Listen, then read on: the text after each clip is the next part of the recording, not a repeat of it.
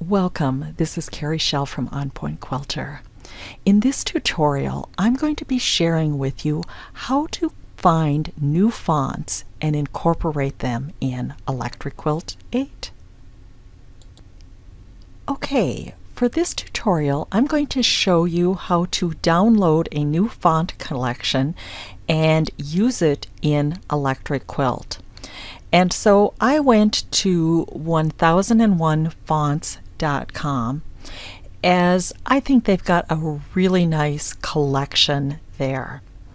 So I'm going to start by, and this was one that I found just searching before, but I'm going to select the Rogue script.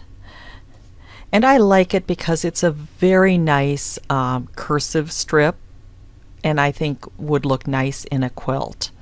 And so once I have selected it, all I need to do is do a download. And then I will select save, and that is a zip file, which means I am going to need to unzip it. But before I do that, I'm going to find another collection.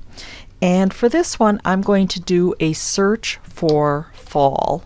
They have fonts that include a lot of pictures in them as well, and we can use those in EQ.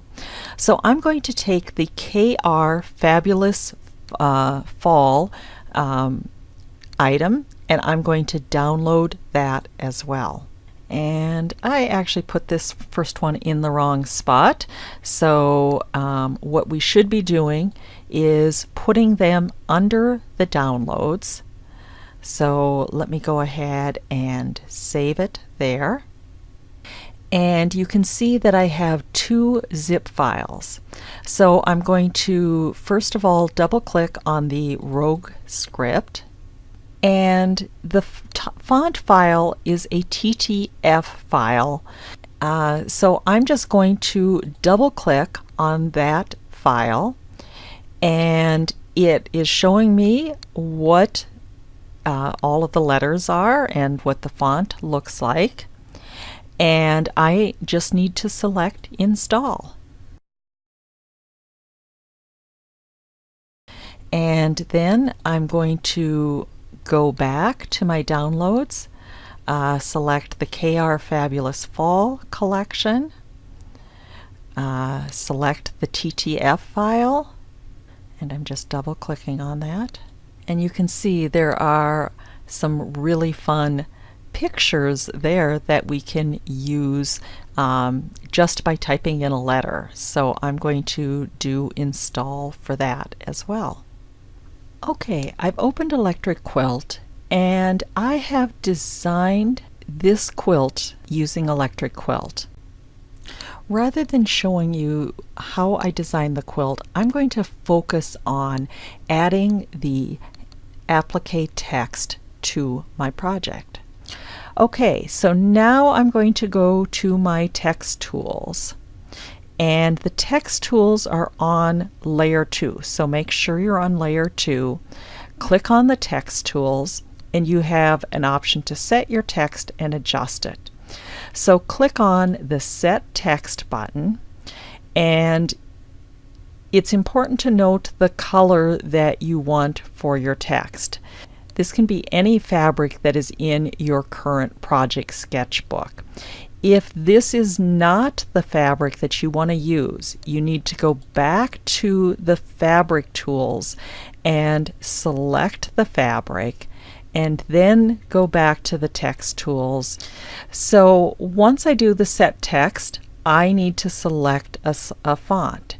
And so I'm going to scroll down, and my newest font that I just added, which is the Rogue script, I'm going to select that. Now, it was important that I installed the font before I started to work with it in this file. So I'm going to select the Rogue script, and when I go over to the quilt, notice I have this circle with a line through it. In order to create a space for the font, I'm going to go down to the tips. It says hold the shift as you drag a small box over the quilt to start your typing. So I'm going to select the shift key. Now I've got crosshairs and I'm just going to drag a box.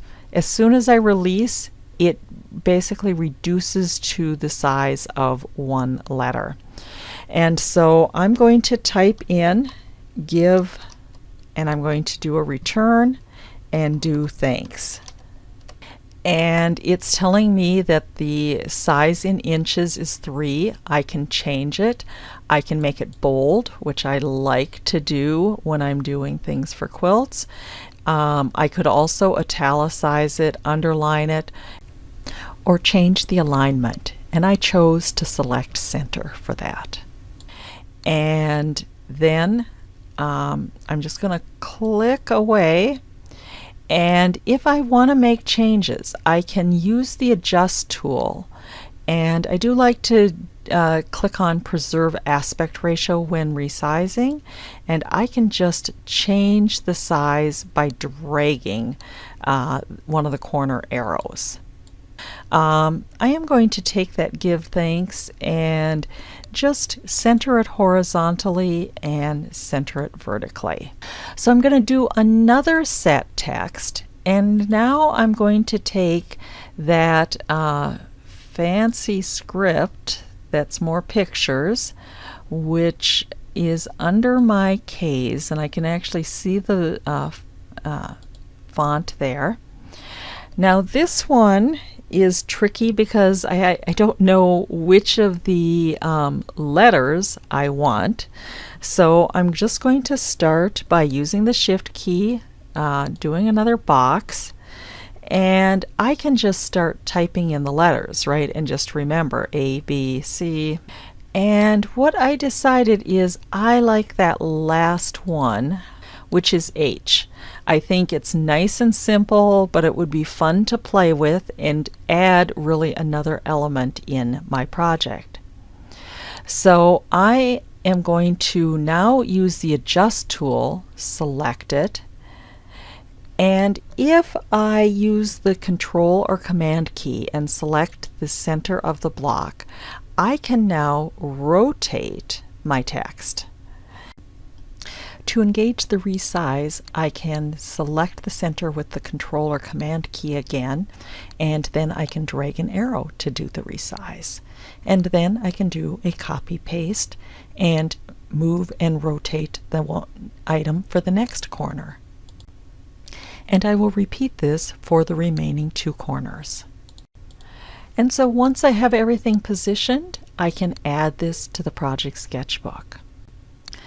For additional tips and techniques, please subscribe to my weekly newsletter at www.onpointquilter.com.